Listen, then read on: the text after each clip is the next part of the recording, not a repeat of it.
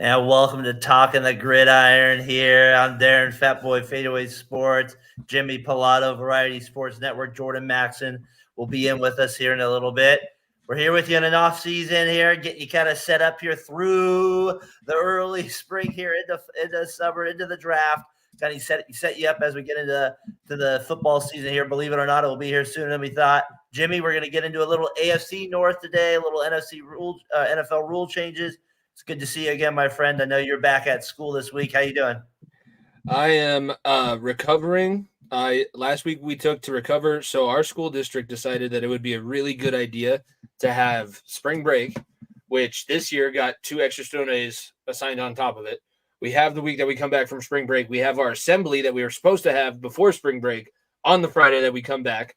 So missing instruction time there. We're behind. I'm not going to lie to you. Even though it's social studies, we're behind. And now this week starts our state testing. So I had my first 3 periods go an hour and 6 minutes, and my last 4 periods went 38 minutes because it's going to all – they're like, oh, it'll all even out at the end. Trust me, we sat down, we did the math, minutes in chair. It's like bullshit, minutes in chair. You don't retain anything in 36 minutes. I can teach you a flawless lesson, and your brain is still not going to get up to the speed that it needs to be able to get – you can't do that. That's too much. It's too little. It's too little time. There's a sweet spot, about 45 minutes. If we can make all classes 45 minutes, this is what I'm going to run for Secretary of Education on. We need 45-minute classes, no block periods, 3 recesses a day. What else do we need, Daren? Tell your class president. Tell them this is what I need you to do for it. We need to ask for this, for this. So that's I wish good. we had an editor that was good enough to do it in post where we could have the have you seen when Charlie Chaplin played like Hitler? Yep. Yeah, I want the music from that scene in the background. And I want to make sure that all the kids have an interest in vested learning. And the teachers know that they need to make it realistic and applicable to their life. Everything we need on it. Hey, can I say something to you real quick? I know at VSM there've been kind of some changes we made here a little bit with things. We've reached out to a few people like John and Out of Your Falcon Mind. I know they said on their show yesterday they're not going to be with VSN anymore, but they're going to go to their own thing, but they still support us and all that. And I just kind of wanted to take a second to those guys were on one of our last shows, and I feel like they've always supported us, and I know they continue to be with us in that way. So I wanted to kind of shout them and appreciate them for what they kind of brought to our network and a chance for us to I felt like I kind of grew from getting to know them and do shows with them. So I wanted to shout them out, and I wish them nothing but the best of luck with that.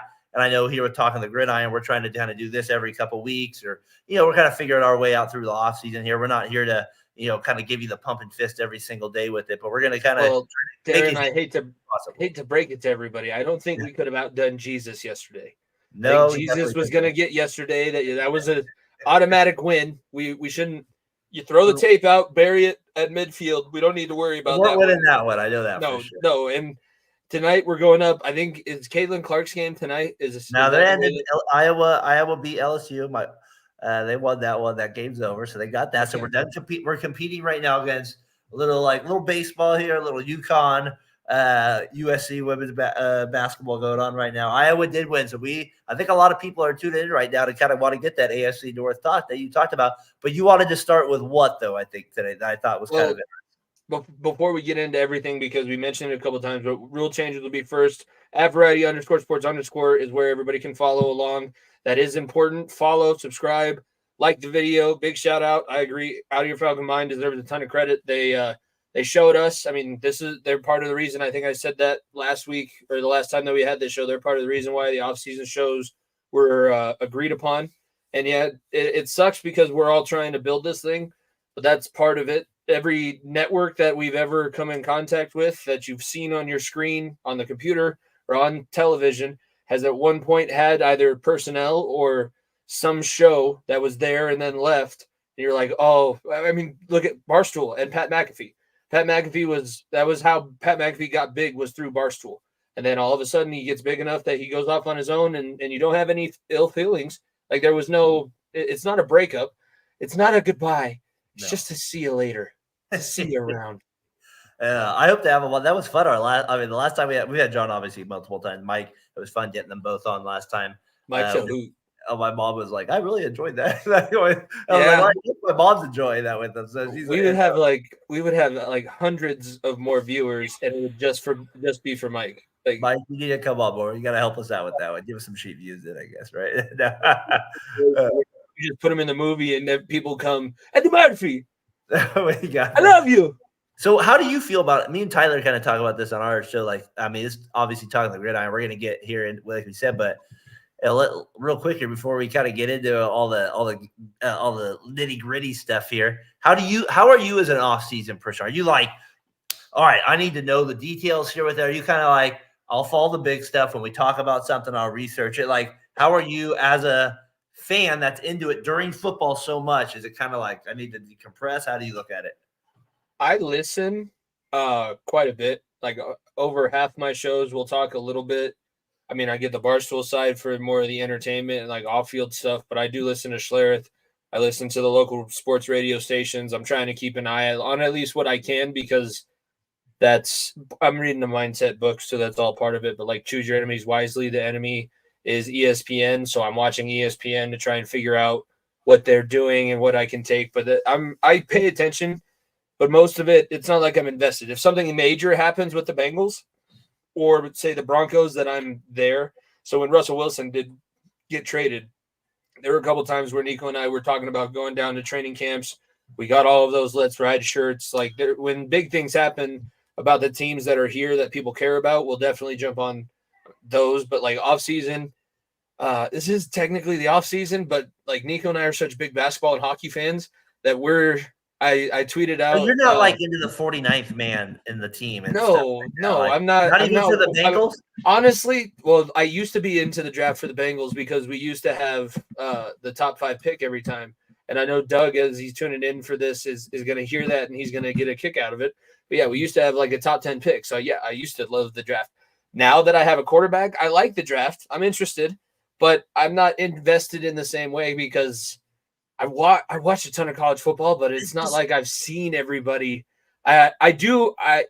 Specific people, I watch film. I would like to say I don't watch the All 32 because I don't know where John finds that. But does that feel too much for you though? Like, it's not too much. It's whatever you want to do. Like what do you prefer? Then honestly, I treat it the same way that I treated it when I was playing in college because that's when it's kind of like a job. You go to practice 5 days a week. After practice, before school, you have weights, then you have meetings, then you go to class, then you go to lunch, you have 2 afternoon classes, you go to practice, you go to film, hopefully make it to dinner. Like it's professional-esque. So I would basically sacrifice everything. That's what the NFL players talk about. Yeah, Browns fans do love the draft. Tim Couch. Yeah, you guys do love Tim Couch. Always got it. Well, I guess, Jimmy, my part in bringing that up is like, you know, as we're talking the Gridiron through the offseason, I don't want to BS people, but like we're looking at all the film. My idea and your idea of doing this is like we're going to look at the best storylines, try to give it to you in the most entertaining way, and like that kind of perspective. So I think that's the way me and you are projecting this. This way, nobody misses our beautiful faces, and like, when people are they get our good side, right? Just get the good side. I can't figure. I'm still. It's a good thing that nobody can smell me through the computer screen because I am straight off the mat from wrestling practice. I got to the point where I can jump rope for like 45 minutes, so I'm still drenched a little bit. I was wrestling a little bit more today, I honestly like the off season. We should do. I pay attention to it, but do whatever makes you. I play video games. I kind of lose myself in that. I don't take things too seriously. My dog and I have walked. Boomer and I have walked 222 miles since the start of last summer. Our goal was 350 by the end of the summer. We were never going to hit that. That was way too lofty, but I'm chasing down that 350 goll.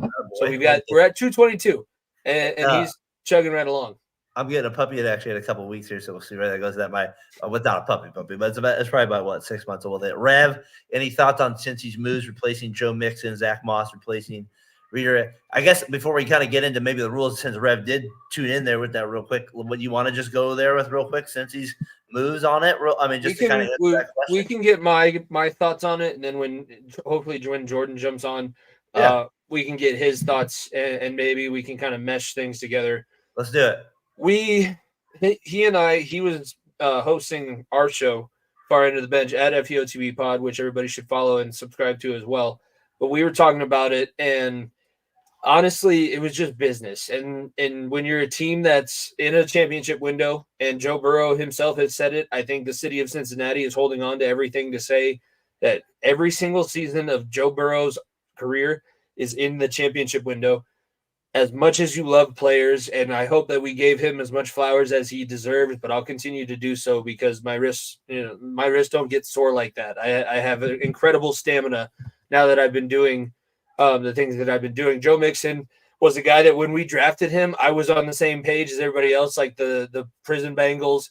Good thing we wear orange. These guys are all super comfortable.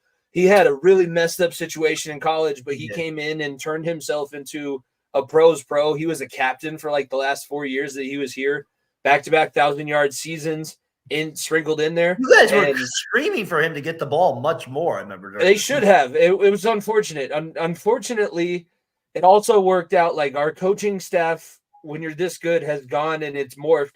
Our offensive coordinator 2 seasons ago when we went to the Super Bowl used him a lot more, used the running back a lot more. This year, it wasn't Joe Mixon's show. It was they wanted, in all honesty, they figured over the offseason, I'm sure they had offensive coaches galore sitting up in the facilities, like drawing up, how can we get Burrow to Chase and Burrow to Higgins as many times as possible, never thinking once that Burrow may have an injury, never thinking once that, hey, we got this back-to-back 1,000-yard rusher behind us. So when Joe Mixon replacing him, is Zach Moss going to be the same player? I think that you'll get similar.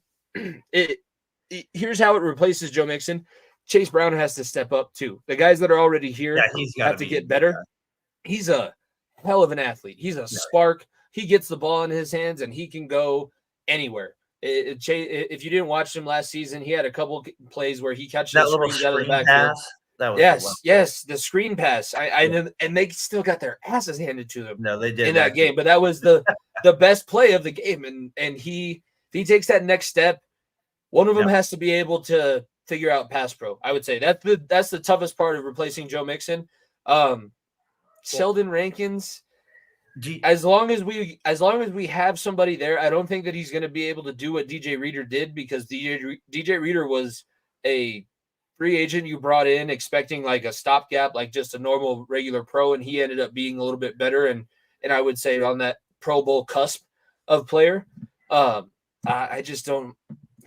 It's what they needed to do, but it's typical Bengals where they cut costs in specific areas, but they're also spending a ton of money in places that I wouldn't necessarily agree with, and it's a little bit of a convoluted. It is. It's convoluted. I have no idea what we're trying to accomplish. I know you wanted to get back to the Bengals here a little bit, Jordan. I know we wanted to start with the kickoff thing, but as we did have breaking news, I think Vontae Davis, I don't know if you remember him, he's a cornerback. He passed away.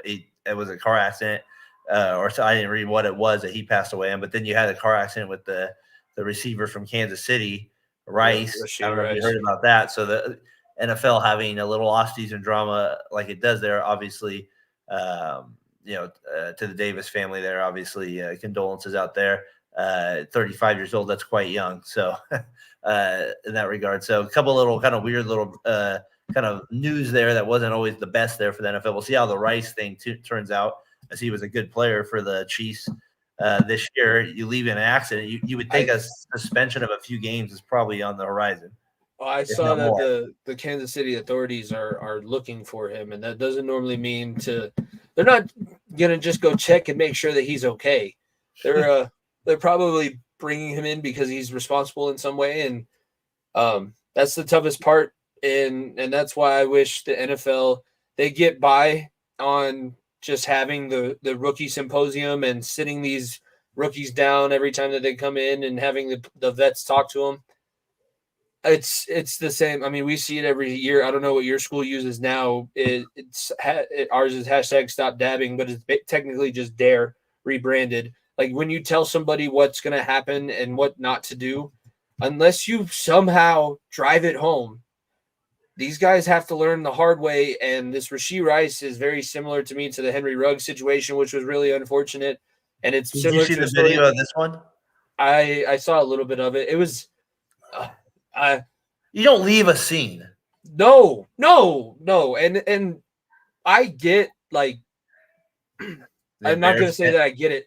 It's an unfortunate part of our reality today where people would rather just leave and be in that piss poor of a situation than actually stand there. Like, stand up for what you did.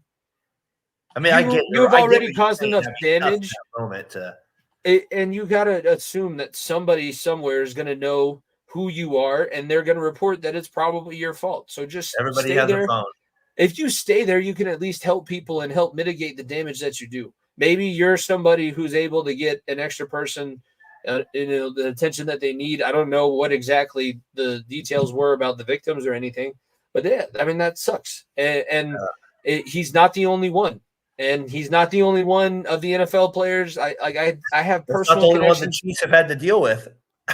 Darren, I had a guy that was going to transfer from our D2 school up to D1. He was legit going to get a chance to be a starter at a D1 program and had some reckless driving, vehicular manslaughter. He's still in prison.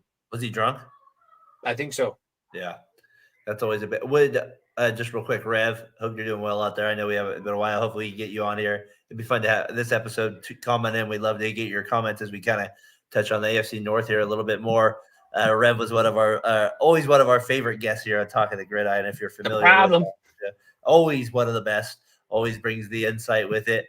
So yeah, a couple of things there with that. What did you think of the rule changes that you wanted to get into a little bit here? So we have the hip tackle, right? And then what was the kickoff one? I'm going to just play it on the screen as we kind of talk about it, just there. So the kickoff one, from what I understand, if you kick it through the end zone instead of it going to the 25.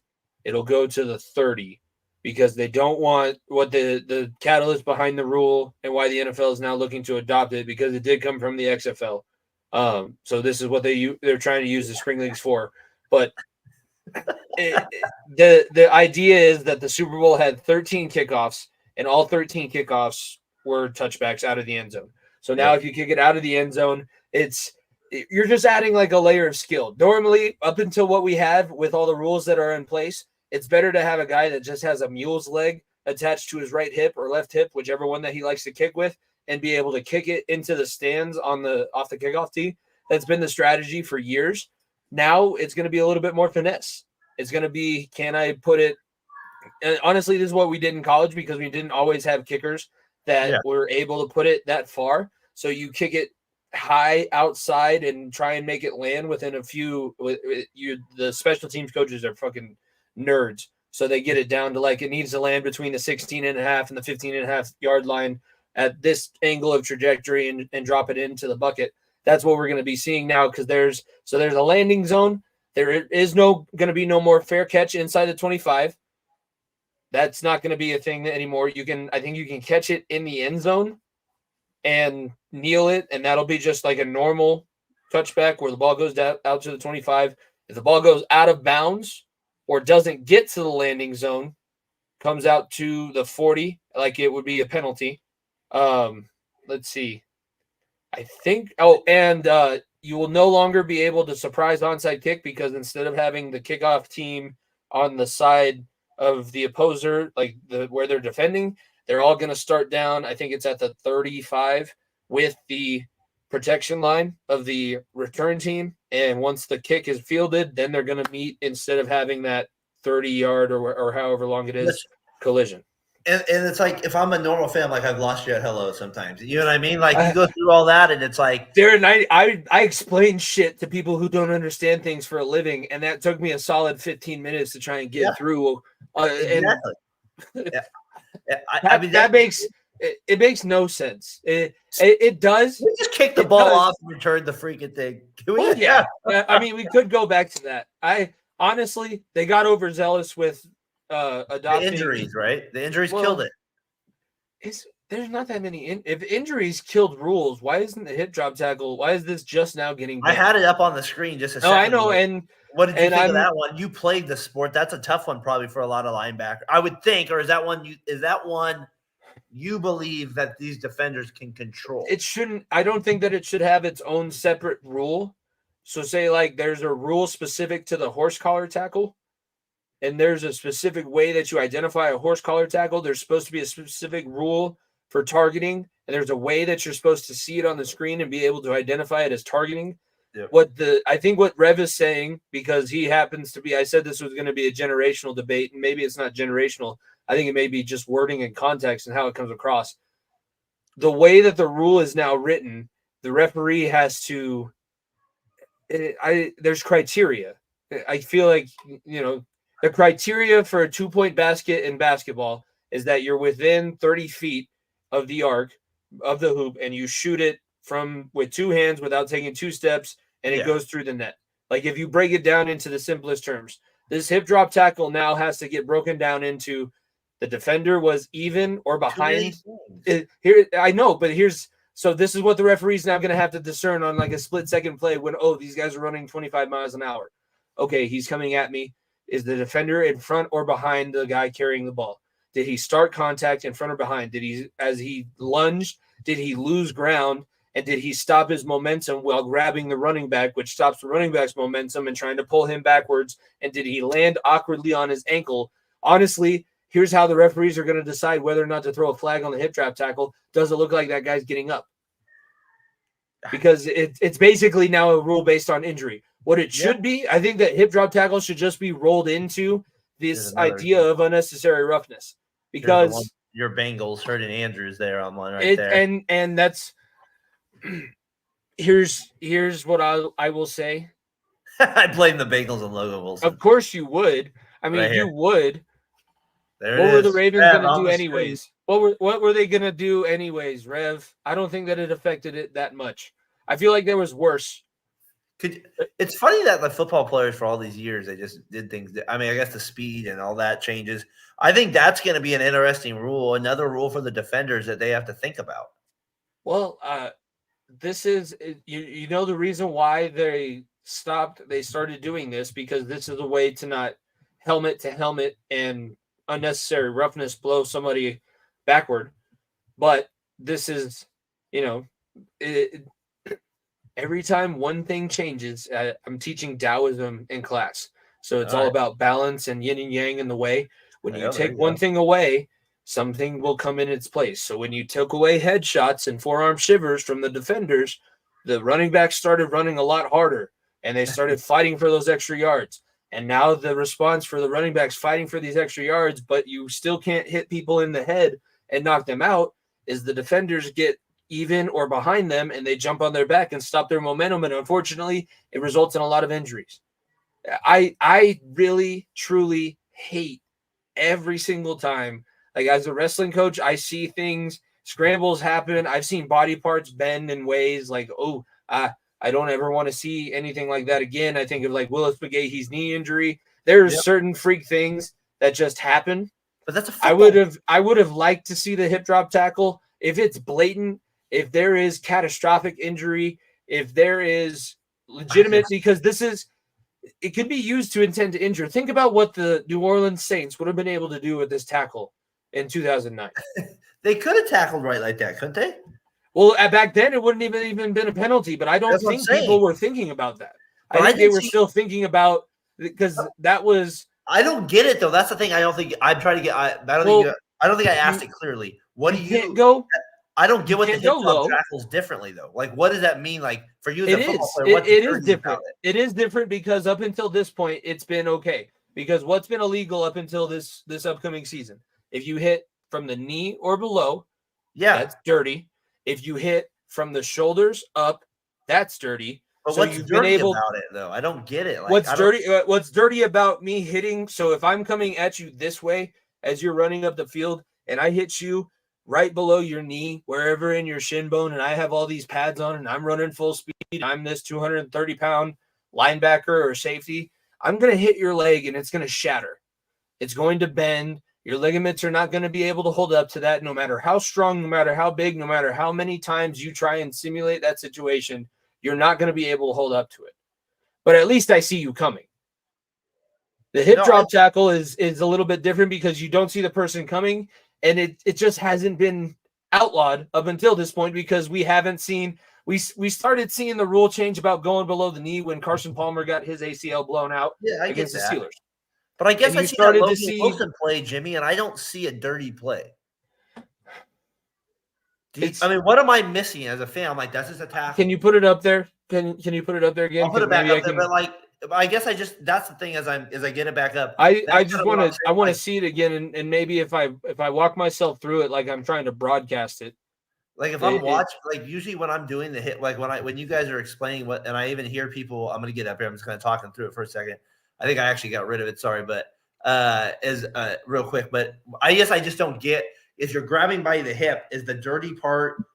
I'm trying to see what the dirty part is. The dirty part is jumping, so you leave your feet Okay. and landing on the ankle. That's what Rev is talking about too. You jump and you leave your feet because nothing ever good happens when you leave your feet, and when you can't, you're moving your body and you end up turning.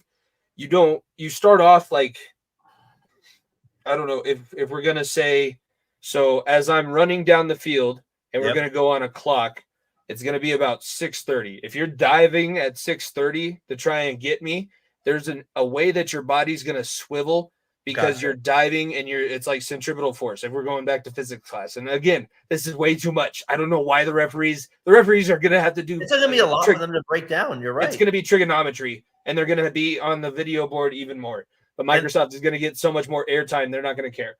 But if you jump from 6:30 and you dive with leaving your feet, you have no ability while you're in air to figure out where your body's going to land. So as you're coming around and you hit that angle, a lot of the times your body ends up coming around, and the only way for you to stop your momentum is to land your feet on the very vulnerable. I mean, it took out Achilles. So what do you think somebody's knees landing on your Achilles tendon, the back of your ankle? Like that's a shitty place to have anything one. happen. I kind of see it. That one, the Wilson one, I saw. It comes across fast a little differently.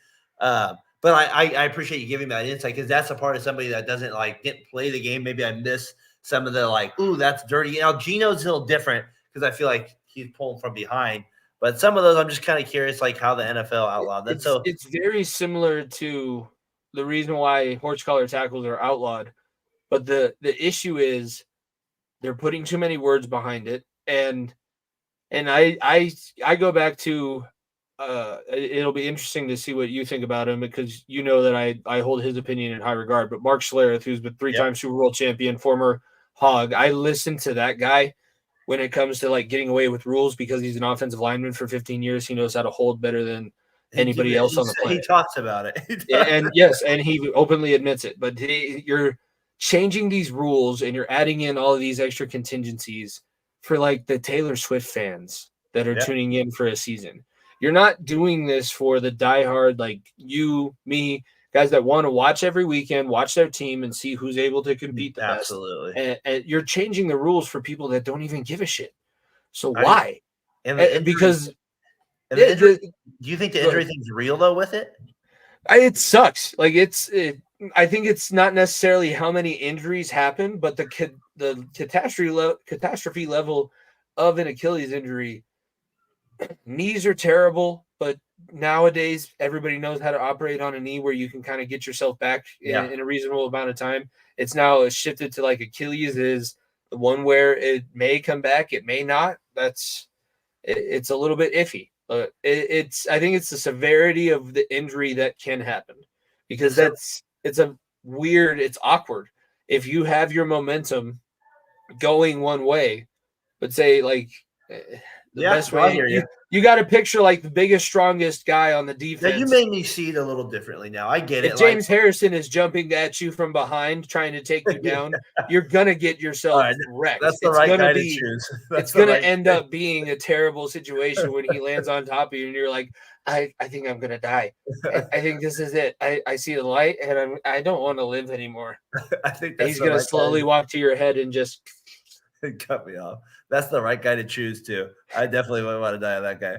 All right, you put that well. I appreciate that. I kind of, somebody that played, I kind of wanted to kind of get your thoughts on that.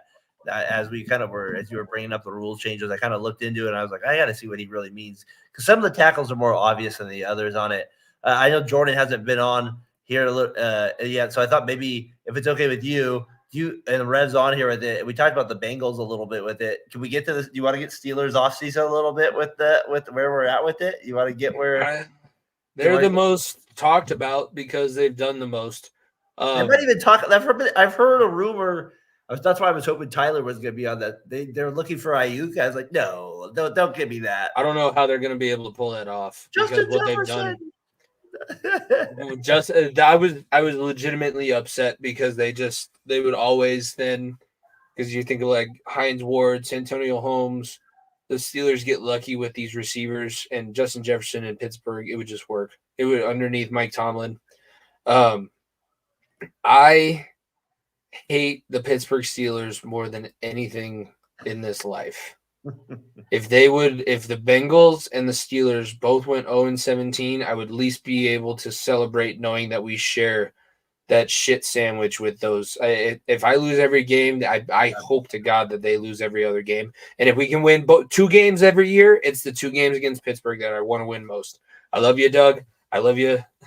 It's Cleveland. It ain't the same.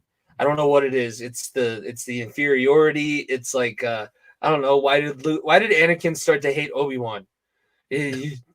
Only the Sith deals in absolutes. Well, I'm dealing in a fucking absolute. They killed my quarterback in 2005. Should be back. Should be back. They just they get Russell Wilson. They get Russell Wilson is interesting, but how are they going to accommodate Russell Wilson? Is Najee Harris going to pick up and be Marshawn Lynch 2.0? Tyler Boyd, he wants your guy from Cincinnati. Right? Yeah, I mean that's definitely a possibility because he's from Pittsburgh, and I'm not going to disparage anybody for going. Do you like Fields or Wilson more going into next year? Like this is obviously we have a lot of time to think about this.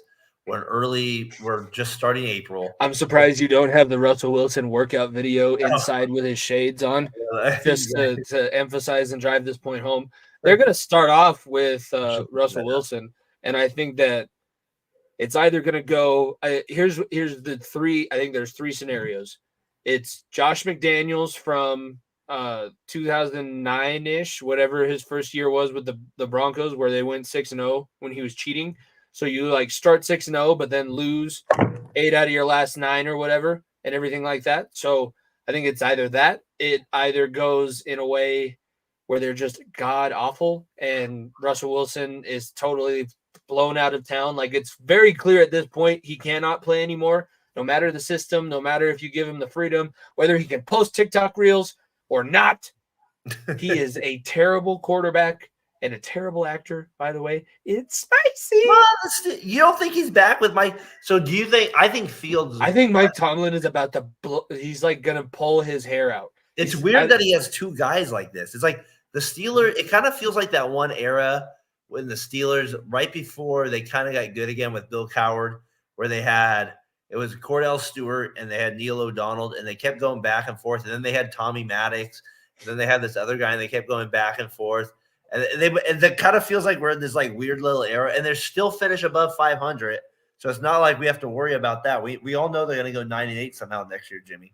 But I know that they're going to be over 500. But they got very lucky this season.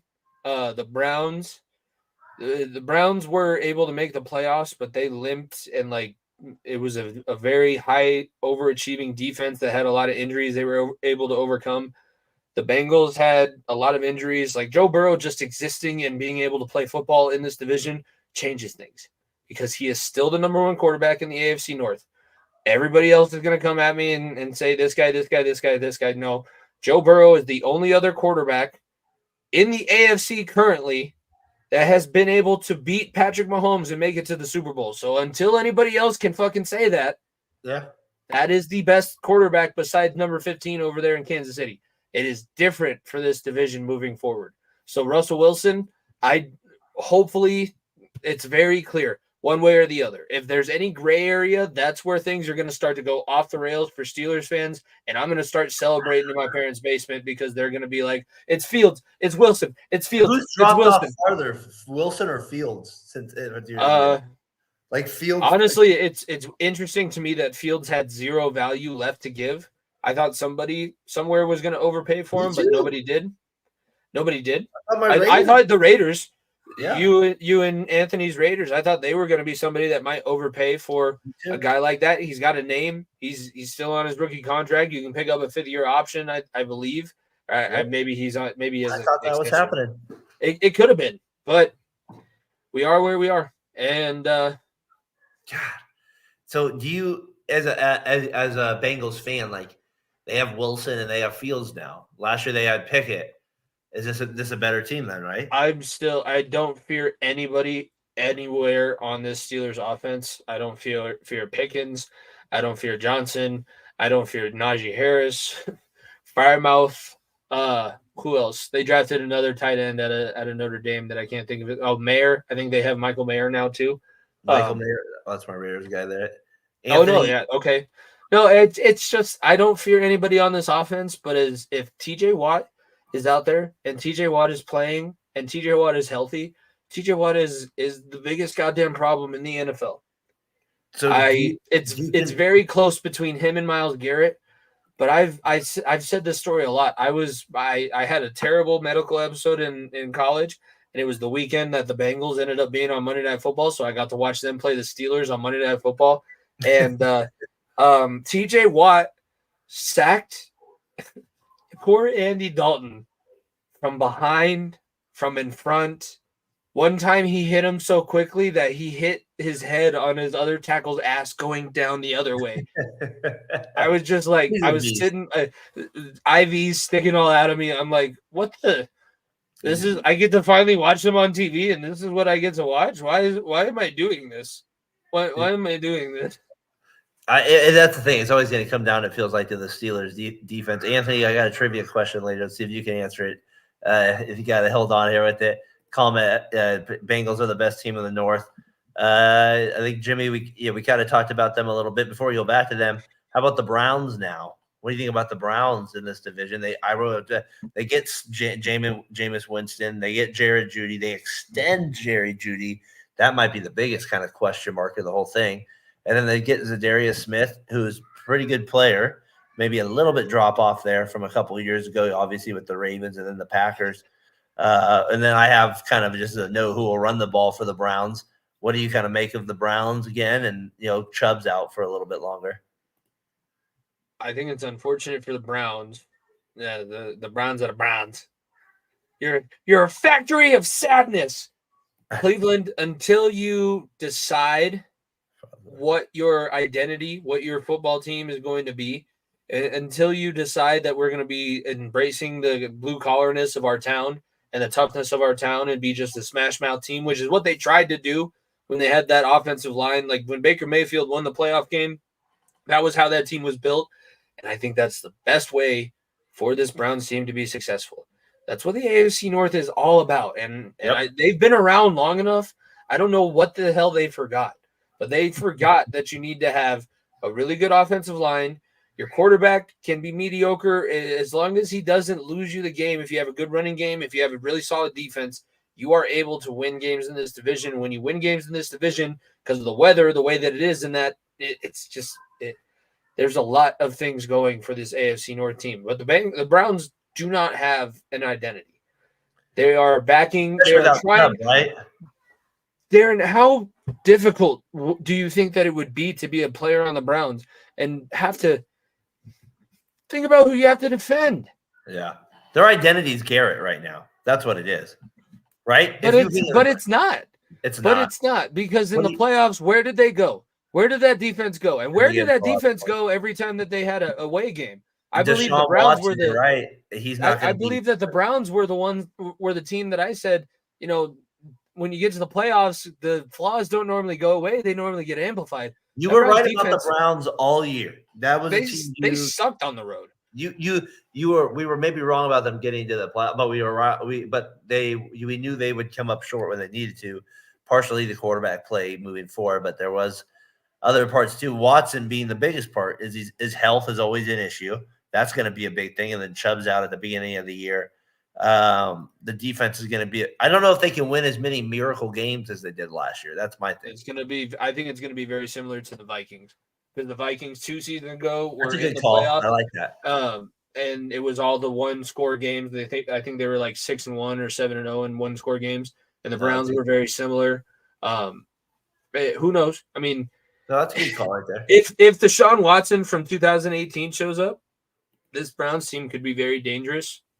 If Nick Chubb is able to come back healthy, like there are certain things, but it's just not the norm. It's not what I'm expecting, and it's the Browns. Yeah. They're a factory of sadness. Why would I ever expect anything to go right for the Cleveland Browns?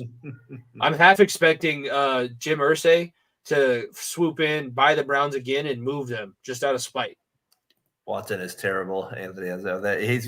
He hasn't been good. It's funny, those Browns. He's been rubbing on hard times, okay?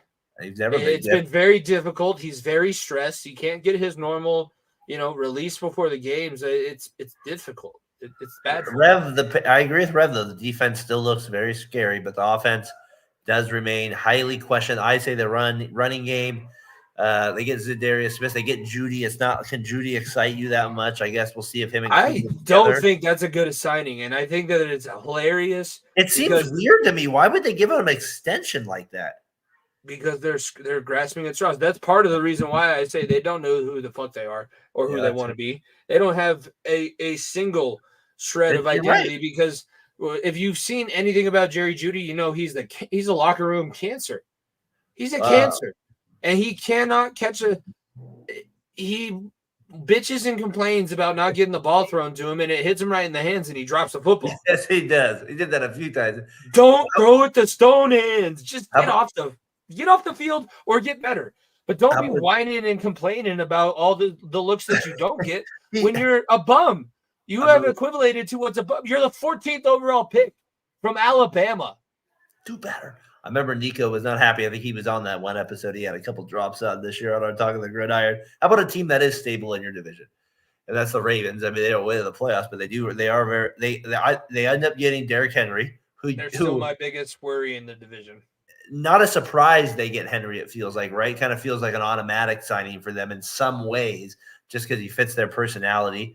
They re-signed the defensive tackle. I said, are they favorites again there? Is that how you're looking at them? Are they the heavy favorites, I guess, as we kind of enter the early part of as we get to the draft part of the offseason here?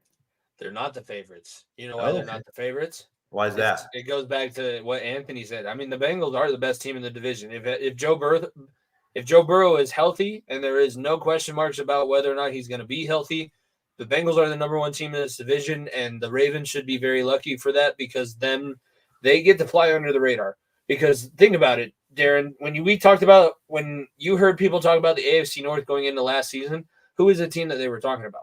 I think you can maybe say there were two or three, but it wasn't. There was one team that was conveniently left out for a lot of it, because people had already kind of written them off. They had this situation going on. Do you remember hearing much about Baltimore last year? No, not as much. Did they kind of come out of fucking nowhere and be a really solid team? But I always feel like they're there, though, don't you think? You even kind of, maybe it's because I do the podcast with you so much, and you're kind of always there by ear. Like, I gotta put the confidence in my. If nobody else is gonna fill me with confidence, I listen back to all these shows. I gotta be like the one positive voice that I can hear about the Bengals. I know. I'm like in my head. I'm like, well, I know the AFC North is like some people out here. They're like, what do you think of the Ravens? People shouldn't listen. But you're listening to me about all this shit? Okay. I'm like, I got you in my I'm like, the Ravens. No, this guy hates the Steelers out here. Trust me, the Bengals hate the Steelers. Pittsburgh's the worst city in America, and Baltimore's. Oh. Do you think Henry, though, is the difference maker in some regards? Is he just kind of a fill-in like Ingram was? It'll be very interesting to see how people address him. I think that him and Lamar Jackson kind of pose an interesting threat for a few weeks, but it's going to be a fad. I see it lasting about as long as the Wildcat did. So you basically line back, you feel like? No, I mean short yardage. I don't know if Derrick Henry's a good running back for what Lamar Jackson does best, which is the RPOs. It's being in shotgun and riding a guy for a few seconds. Derrick Henry's a under center downhill back. It's going to be a transition. I still put them at 2 in the division, because those two guys, you have a former league MVP and a guy that very easily, if he never got injured or if his stud left tackle never got injured in a couple of years, could have rewritten the NFL rushing record. because Derrick Henry a couple of years he was on Eric Dickerson's heels, but he always either had an injury to himself or an injury to somebody key at the time. I don't know if he fits in the scheme, but if you think about Lamar Jackson and if you think about Derrick Henry, what do we always say about running games? You need a lightning, you need a thunder. Well, there ain't no more lightning, there ain't no more thunder. Thank you. That's Ron Dane and Tiki Barber for that, right? That's who we can thank for that. Tiki and Rondé have a little bit of a splitting to do. They're kind of, I guess is it Tiki? Is Tiki the running back? I think I feel like I liked Rondé, but Tiki was always kind of a. Well, no, that wasn't Rondé. I thought it was Dane. Maybe I'm getting this first name wrong. He was from Wisconsin. And they were named Lightning and Thunder. You're right. Well, you have Lendale White and Reggie Bush is like the other one that everybody thinks about because that was USC. That's a good call. That one. And Lendale White. Shout out Lendale White, Denver South Vikings, Colorado baby. 74 people in here. Appreciate you guys tuning in on an off-season edition here, Talking the Gridiron. Jimmy and I were kind of blown away at the success we had last year, so appreciate anybody kind of coming in. Dwayne, Rev says. Ron Dwayne. I bet you Rev gets that trivia question that's coming up. Everybody else. Ron Dane, yes. Everybody else should try and beat Rev in this trivia question because I have the most confidence. If I'm setting the odds, he's got minus odds on my end. I think Rev might get that. Then you're right. All right, so Ravens there. We kind of talked about that being the favorite with it. I don't think Metabuke. I don't think that's not it. Not a big deal. Didn't they? They'd be signing for him. That's a lot of money to give him. Yeah, no, but they lost Queen. They lost one of their really fast running backs that makes up for a lot of holes in your defense. Are they going to be able to make up for that?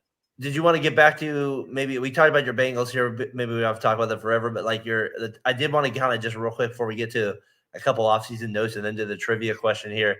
Did you have any thoughts on the T. Higgins part? Like Zach Taylor did come out, like I think the other day or maybe today even. And was like, no, we're signing him. Like, we're getting him.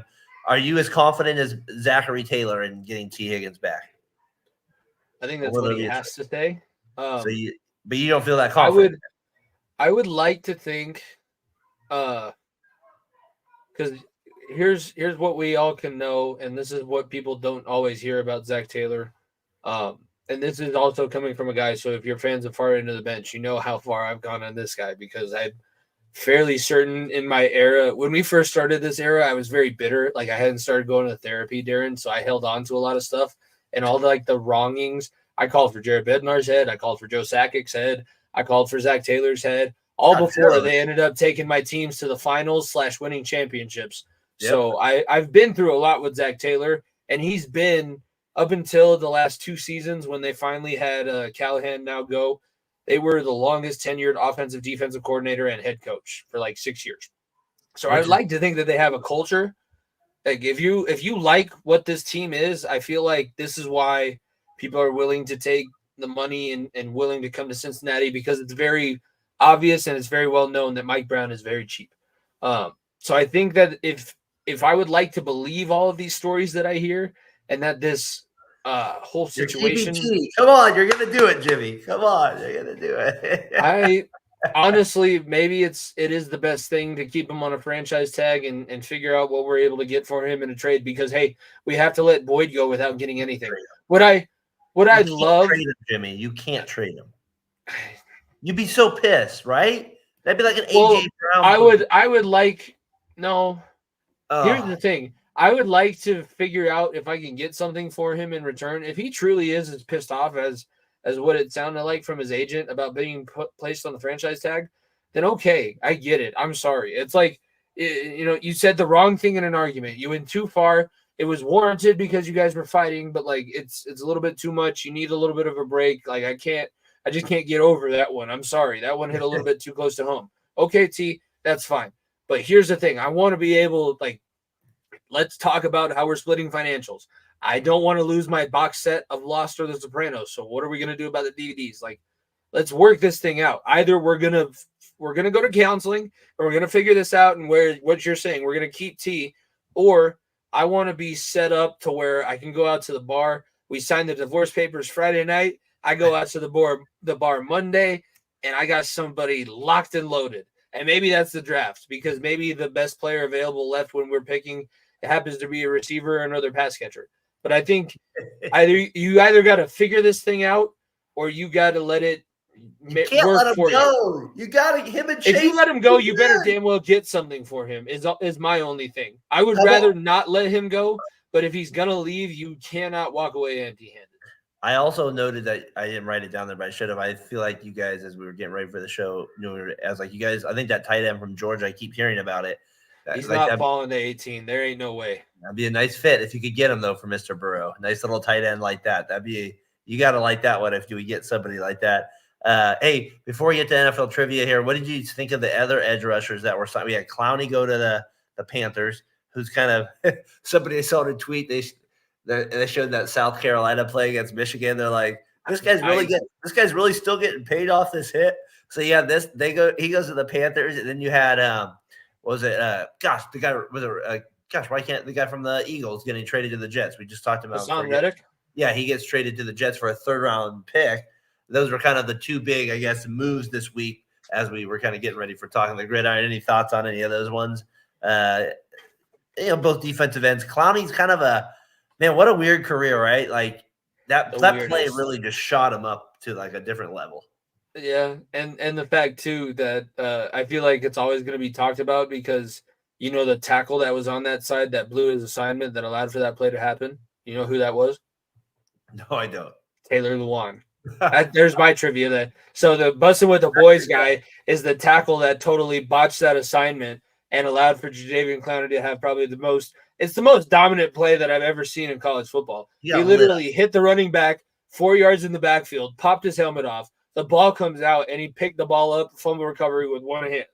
The only thing that would have been better is if he would have been able to keep his balance, pick it up with one hand, and go to the end zone. It's an unreal play. It really is. It's awesome. And that was also when Steve Spurrier wasn't spending 18 hours a day on the golf course and actually coaching South Carolina. So the Gamecocks were something to be reckoned with. It was a wild time in college sports. Is it taking the Panthers over the top, Jimmy? Is Clowney taking them over now? The Panthers, as long as White Goodman is the owner of the Panthers, I don't think that Carolina is going to be able to improve themselves very much. I do like the Jets going all out, though, in a sense. Just like, whatever, right? You have a Rodgers. Why are we holding on? You know what I mean? In a sense, like, I don't know if he's the best guy to get, but it's a third round pick. I feel like you've let other guys go that are better than Haason Reddick that you could have kept around. Like Leonard Williams. He did have a bad year last year. If you keep Leonard Williams, he's gone to New York, and now I think he's even somewhere else. But that was a guy that was there, and if you just put an offense, he was an anchor on the D-line. He was there with Quentin Williams. He was there with Quincy Williams. Everybody's a year older. And Haason Reddick, the fact that you were able to get him for a 3rd-round pick should tell you something. No, you're right. I'd rather have some of the picks, like Mixon went for a 7th-round pick. That stunned me, man. Like I guess that shows the running back market, right? It is the running back market, and I don't know why, because he can. He's at least better at it than he was when he came in. Yeah. The book on Mixon is that he can't catch the ball out of the backfield, and I haven't seen the inability to do that. I just never think that the Bengals did that with him.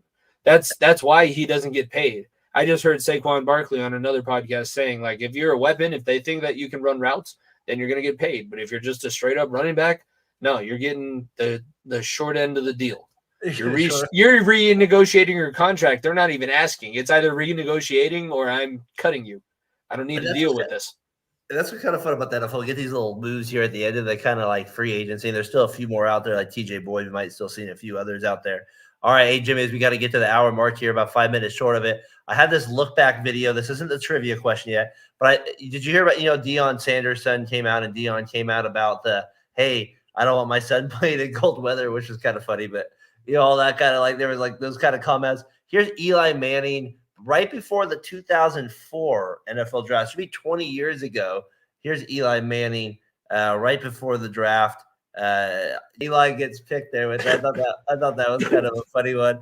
Why don't you want to go to San Diego? Because I'm never going to win anything in San Diego. But they didn't go there. 20 years ago, Jimmy, that was the case with it.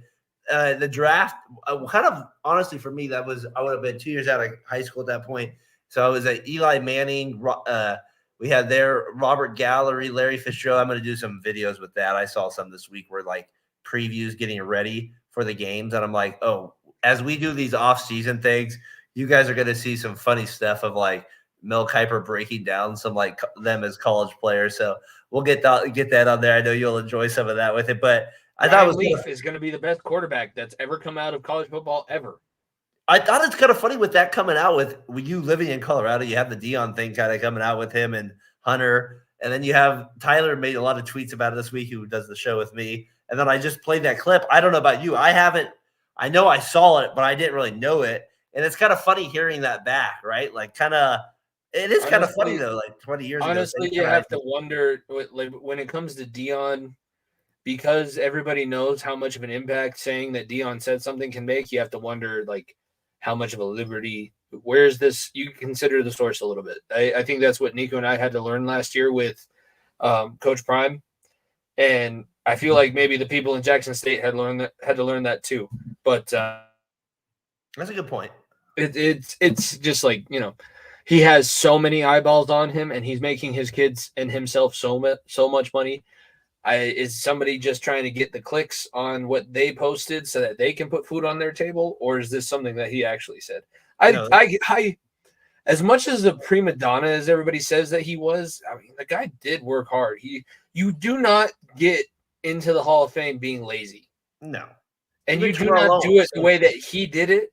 Like, everybody knew if he was on one side of the field, you could not throw to that side of the field. Nope. Yeah, you could run because he can't tackle, but you could not throw anything to that side of the field.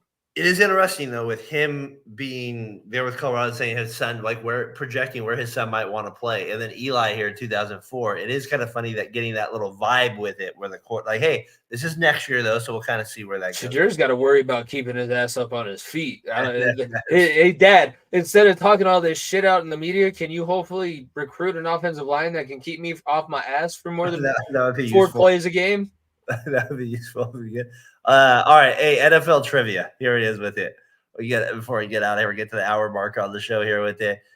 Talkin the Gridiron. Jimmy's been with it. Jordan, not able to jump on tonight. He's doing a lot with Ohio Sports Talk here, Variety Sports Network.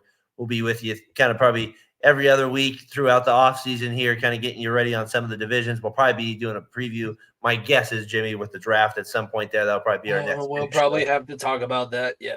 At some point, we'll probably do something with that, but we'll see. Here, hit number 1. Who am I?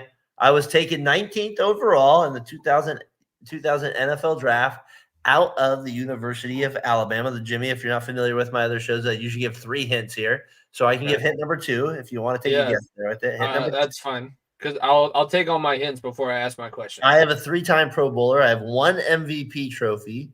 I am on the All 2000s NFL team. I have that as well. Hit number 3 and final one. I played for the Redskins my final season. I played the other 8 seasons with 1 NFC franchise. Damn it, Rev. You're too quick, because I was about to say the same thing. He was on the cover as a Seattle Seahawk. Of all places. Yes, it was Sean Alexander, 2005. Madden 05, Sean Alexander. That was the first time I remember seeing the pacifier mouthpiece being like as popular as it ended up being. But Sean Alexander, a little the first one threw me for a second, but no, Sean Alexander. That was Alabama's always been able to produce running backs. I'll have to get you guys on one a little harder now if I know you guys are up to that task with it. So it's always fun. I usually have a video with it in the future with it too. I remember Sean Alexander against the Raiders coming onto the scene like 220 yards rushing on like a Saturday game. I was like, who is this guy? I was like, my God, who is this guy on a Saturday breaking tackles in the rain out there? So Sean Alexander, he's one of those guys I always say, like I always like to joke, my kids will probably not know about this guy unless they see like some rare video. But he for 3 years, if you look at his rushing, like I think I looked at it today, looking at stats, Jimmy, 320 attempts, 350, 370 back-to-back years. That's pretty insane. That's why you have a 9-year career. Hey, he's Steven Jackson. He's East Coast. Yeah. He's West Coast Steven Jackson. Shout out Variety Sports. Oh, that's a good one. We know that you guys are jumping all over the fact that I just mentioned Steven Jackson's name. We love you, Steven. That's a good call for a trivia as well. So I'll have to get you and Jordan on the next one.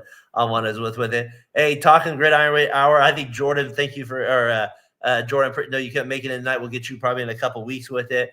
Jimmy, I know you've been busy with wrestling. I've got a school starting up tomorrow with it. We're going to try to keep it going every couple weeks. That's the idea behind it. We're going to try to help each other out with it. We're all busy. So once in a while, you might see one of us off the show, but we're still we're all here on it on Talking the Gridiron as we get closer, obviously, to the off season and some special episodes.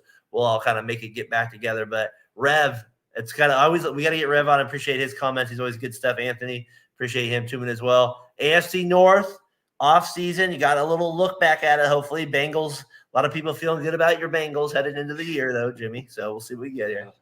Expectations bring disappointment. That's all I know. That's the attitude reflect leadership, Captain. Waterboy. Hey, that's what me and you have been through. Remember the Titans, not Waterboy. Remember the Titans, the other one. Remember the other one. So you got a job. I got a job. You've been doing your job. I've been doing my job. And one of my favorite movies ever is that one too. I love that Waterboy movie. One of the best ones with it out there in terms of entertainment. Doug, if you're ever out there, we got to do a rewatchable for sure. Down to join after the pre-show. Yeah, we should do a draft little show after the draft, and we'll definitely do a recap. That's probably where we're kind of looking at as we're going to make our way through the offseason. We'll probably do one big draft thing. We'll probably do a little one big thing there. But me and Jimmy, we'll be honest. Like we do, if you're doing a show like we are, I'll be doing more Sunday like night, Sunday scaries, like that kind of stuff. It'll be every other week. I can probably promise to every other week, but this is. I enjoyed doing a show with you, and I enjoyed doing a show with Jordan. But like, it's fun because we don't get to do it all the time. If we overdid it, I feel like I feel the same almost 100 people. I think we have over 100 people tuning in live with us tonight. And I feel like that's because they missed us last week. So now they get to worry about what are we going to say this week?